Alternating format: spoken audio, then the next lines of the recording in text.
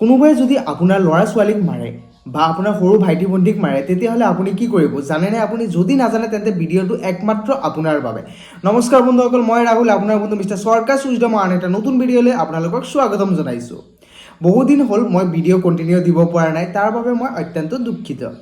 আৰু নেক্সট এতিয়াৰ পৰা কণ্টিনিউ দিবলৈ চেষ্টা কৰিম। তেন্তে বলক বেছি দেৰি নকৰি আজি ভিডিঅ'টো আৰম্ভ কৰোঁ। আপুনি জানেনে, কোনো শিক্ষকে ছাত্ৰ ছাত্ৰীক শাস্তি দিব হ'লে ছাত্ৰ ছাত্ৰীৰ গাত হাত উঠাব নোৱাৰে। যদি কোনো শিক্ষকে ছাত্ৰ ছাত্ৰীৰ গাত হাত উঠাইছে তেন্তে সেইটো আইনীয়ভাৱে দণ্ডনীয়।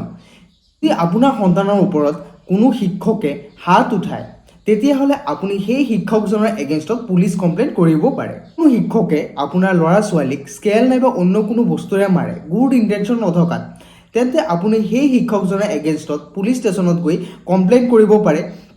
লগতে সেই শিক্ষকজনৰ 6 মাহলৈকে জেল হ'ব পাৰে ছেকশ্যন 23 চাইল্ড প্ৰটেকশ্যন এক্টৰ অধীনত।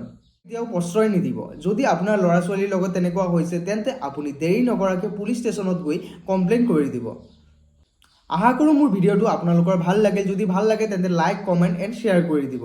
আৰু এনেধৰণৰ ইনফৰ্মেটিভ ভিডিঅ' মই পাই থাকিবলৈ চেনেলটো ছাবস্ক্ৰাইব কৰিবলৈ নাপাহৰিব। ধন্যবাদ। জয় আই অসম।